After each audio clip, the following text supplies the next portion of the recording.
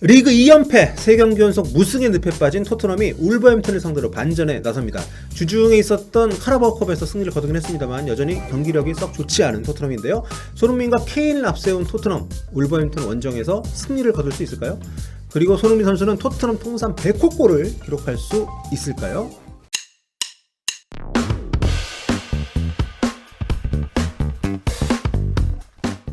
안녕하세요, 볼리TV 서영입니다. 오늘은 일요일에서 월요일로 넘어가는 새벽에 열릴 울버햄튼전 프리뷰 시간인데요.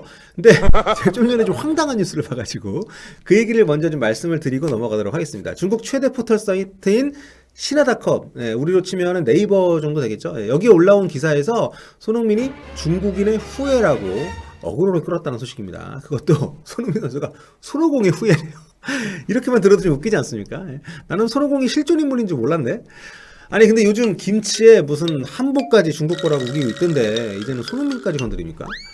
자, 근데 이게 말이죠, 제가 좀 찾아봤어요. 근데 중국에 났다는 원문 기사를 제가 못 찾긴 했는데 국내에 이 손흥민 손오공 후예설을 보도한 기사에 나온 사진을 보니까 이게 좀 고개가 좀 갸우뚱해지더라고요. 여기에 이제 근거로 사용된 사진이 이건데요. 네.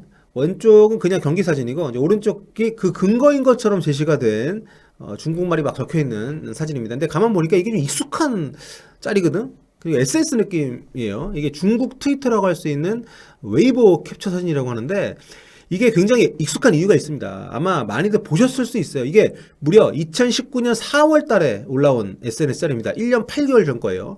올린 사람 닉네임에 아스날 엠블럼이 있는 걸 보면 중국의 이제 아스날 팬이 아닌가 추측이 되는데 라이벌 토트넘의 에이스인 손흥민이 잘하니까 이렇게 좀 약간 장난 트윗을, 어그로 트윗을 올린 게 아닌가 싶거든요. 그리고 이제 이게 올라온 날짜가 2019년 4월 10일인데 이날이 새벽에 손흥민 선수가 챔피언스리그 8강에서 맨시티 상대로 이제 골을 넣었던 그날입니다. 그러니까 이게 약간 좀 의심이 되죠. 예. 그래서 저거 이제 국내 팬들 사이에서도 많이 좀 회자가 됐던 짤인데요. 만일 실제로 손흥민은 손오공의 후예다 이런 기사가 났다고 하더라도 아마 이런 농담들을 전달하는 그 기사가 좀 이상한 거 아닙니까? 네. 아니 세상에 정신 똑바로 박힌 기자라면 아무리 중국 매체라도 그렇지 실존 인물도 아닌 손오공의 후예라는 얘기를 하겠냔 말이죠. 기사 내용이 나왔다는 이 내용도 이 짤에 있는 내용 그대로더라고요. 그러니까 중국어 할 줄 아는 분한테 물어보니까 이 내용이 이렇습니다. 손오공의 후손인 손흥민은 중국 축구의 자랑이다. 손흥민은 중국 축구가 나온 최고의 선수인데 이 선조가 귀화를 해서 네, 중국계 한국인이다. 뭐 이런 내용이라고 하는데 제 생각에는 그냥 이제 허위 사실로 어그로 끈 것 같거든요. 네. 뭐 사실 손흥민 손오공 후예설에는 손흥민 선수가 1% 정도, 0.1% 정도 네, 빌미를 줬다고 볼 수도 있을 것 같습니다. 이게 손흥민 선수가 초등학교 때 지었던 삼행시인데요. 그러니까 손오공 닮은 흥민이, 민이라고 해. 네. 진짜 귀엽지 않습니까? 그나저나 저 아래에 있는 92년생 이재용 학생은 재벌이 됐는지 궁금하네요. 자, 그리고 이 사진은 이제 왼쪽이 초딩, 오른쪽이 육민간 중학교 시절입니다. 네, 아주 풋풋한 손흥민 선수 모습. 근데 이런 말도 안 되는 기사가 있는가 하면 반갑고 뿌듯한 소식 역시 있습니다. 영국의 타블로이드지죠. 미러지에서 2020년 올해 프리미어리그 올스타 팀을 꼽았는데요. 여기에 손흥민 선수가 공격수로 이름을 올렸습니다. 케인은 없고 제이미 바디 또 모하메드 살라가 손흥민 선수하고 나란히 선정이 됐어요. 평가 볼까요? 네, 토트넘에서 점점 더 강해지더니 이제는 세계 최고의 공격수가 됐다. 네. 올 시즌 유력한 득점왕 후보로 거론이 되고 있고 토트넘의 인상적인 시즌 초 활약을 돕고 있다. 네, 최근에 토트넘이 이제 흔들리는 것도 좀 언급을 했고, 근데 이 평가는요 아래 제이미 바디 평가까지 봐야 완성이 됩니다. 네, 바디 평가 볼게요. 손흥민을 넣고 케인을 뺀 건 둘의 파트너십을 생각할 때 조금 어리석어 보일 수 있다. 하지만 도저히 바디를 뺄 수는 없었다. 그러니까 이 말은 케인을 뺄지언정 손흥민을 뺄 수 없다 이거죠.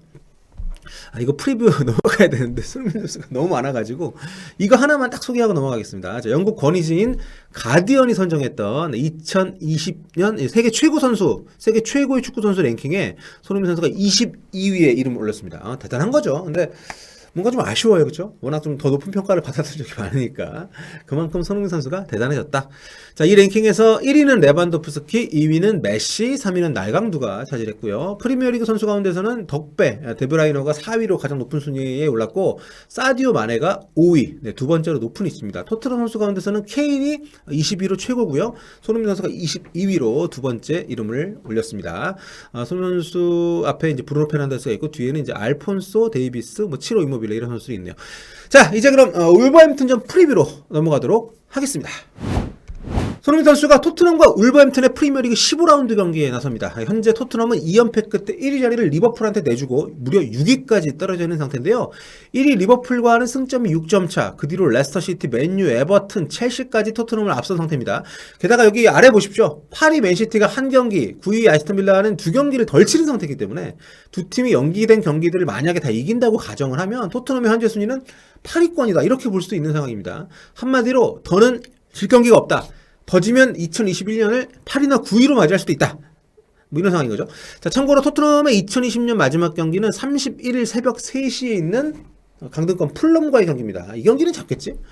자, 사실 울버햄튼도 토트넘 못지않게 상황이 좋지가 않아요. 울버햄튼이 지난달 말일에 이제 아스날 잡은 다음에 최근 4경기에서 리버풀, 애스턴빌라, 번리 모두 졌습니다. 16일 이제 홈에서 첼시를 잡은 거는 쾌거이긴 합니다만 대체로 폼이 좋다고 볼 수 없는 굉장히 좀 어려운 상황인 거죠. 게다가 울버햄튼은 토트넘전 끝나고 나서 딱 하루만 쉬고 바로 맨유원정을 또 가기 때문에 발등에 불 떨어진 거는 뭐 토트넘보다 더하다고 할 수 있습니다. 토트넘은 주중 이제 카라바오컵 승리로 일단 분위기는 좀 만들어 놓긴 했는데요. 경기 내용이 워낙 안 좋았기 때문에 이번 울버햄튼전도 사실 좀 조마조마하긴 해요. 볼리TV가 예상한 선발 라인업입니다. 자, 케인 최전방에 있고요. 그 뒤에 손흥민, 그리고 호이비에르, 뭐 요리스, 뭐 토비하고 다이어, 여기까지는 이제 붙박이라고 보고요. 시소코 자리는 뭐 주중에 좋았던 윙크스가 경합을 하지 않을까 싶은데 그래도 저는 시소코가 나올 걸로 예상을 한번 해봤습니다.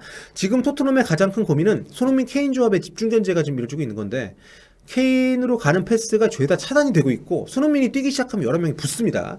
그러니까 손케 이 두 선수 조합의 파회법이 확산이 되고 있는 상황이어서 이걸 극복하는 게 관건인데요. 그러려면 주변에서 좀 동선을 만들어줘야 되거든요. 수비수들이 선택을 어렵게 하도록 많이들 접근을 해줘야 되는데 자, 이번에 과연 해결이 될 것인지.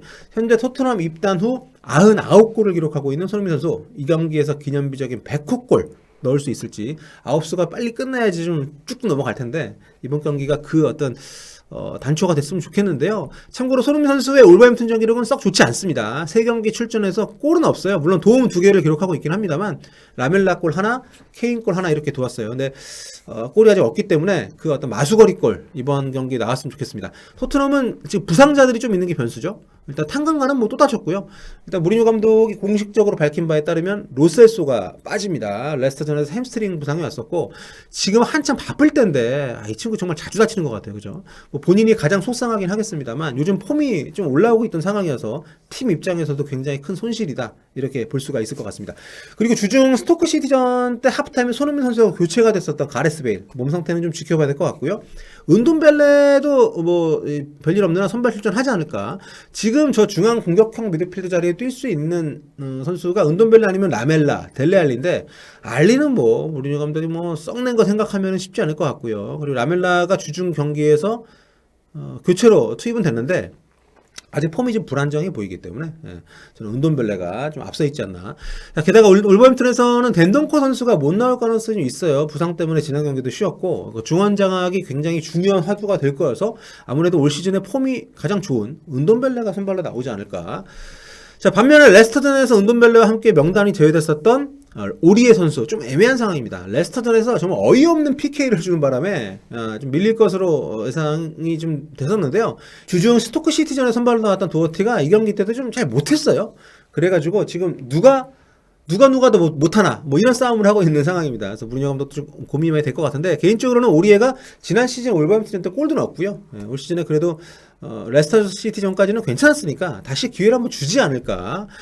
또 다른 고민은 아마 오른쪽 윙어가 아닐까 싶습니다. 지금 손 케인 이 두 선수에게 집중되는 어떤 수비를 좀 분산시키려면 이 자리에 나온 선수 잘해야 되는데 주중에 루카스 모라 양쪽 다 봤는데 별로였고요. 가레스 베일도 선발로 나와가지고 헤딩골을 넣었지만 활동량이 너무 적었기 때문에 그래서 저는 베르벤이 이번에도 유력한 선발 멤버가 되지 않을까 예상을 좀 해봅니다. 좀 리버풀전 때 아주 결정적인 찬스를 놓쳐가지고 아주 패배 원흉이 됐었는데 각성을 했을지. 지난 시즌 울버햄튼전에서 베르벤이 골도 넣은 적이 있기 때문에요. 울버햄튼은 3백과 4백을 병행하는 팀입니다. 울버햄튼은 지금 그 리그 탑급 스트라이커죠. 라울 히메네스가 시즌 아웃된 상태예요. 예, 지난달 아스날전에서 상대팀 수비수인 그 나비드 루이스하고 공중볼 경합하다가 두개골 골절이라는 큰 부상을 당했습니다. 뭐 수술은 잘 됐다고 하는데 아무튼 지금 뭐 시즌 아웃이 거의 뭐 기정사실로 되어 있기 때문에 지금 팀 내 가장 확실한 골잡이가 좀 빠진 건데, 그래서 울버햄튼한테는 그 아스날전 이후에 경기 상황이 좀 안 좋은 분위기로 이어진 것도 연관이 있죠. 실제로 그 뒤 4경기에서 3골밖에 넣지를 못했고요. 예, 1승 3패. 예, 이제 좀 흔들리고 있는 울버햄튼입니다. 포덴세하고 네투가 그래도 어느 정도 공백을 좀 메워주고 있긴 한데, 그래도 좀 히메네스가 있었다면 더 좋았겠죠. 예. 울버햄튼은 포르투갈 사람들이 좀 많은 팀이죠. 공격 쪽에 2000년생의 단신인 네투, 또 2002년생의 장신인 실바, 이 두 친구 아주 인상적인 유망주들인데, 토트넘 수비진들이 이제 분석을 좀 잘 해 나오지 않는다면 당할 수 있습니다. 자, 그리고 저는 이제 포덴세를 주목하고 있습니다. 이 친구가 지난 시즌 챔피언스리그 조별리그 때 올림피아코스 소속으로 토트넘 와서 이제 골을 넣었던 선수입니다. 테크닉이 굉장히 뛰어난 선수이기 때문에 토트넘 수비진들이 가장 경계해야 될 그런 플레이어로 꼽을 수 있죠.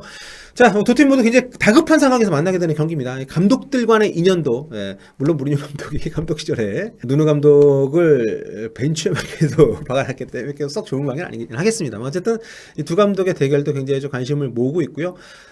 이 경기 만약 토트넘 지면 굉장히 어려워집니다. 좀 상위권, 특히 탑4 진입을 목표로 한다 하더라도 여기서 지면은 굉장히 어려워지기 때문에 토트넘이 2021 시즌을 그래도 잘 열었었잖아요. 그 흐름을 그래도 좀 흔적이라도 갖고 가려면 이 경기 굉장히 중요한 시합입니다. 자, 손흥민 선수의 백허골까지 걸려있는 경기, 자, 입중계 이번에도 진행을 하고요. 여러분과 함께 라이브로 지켜보도록 하겠습니다.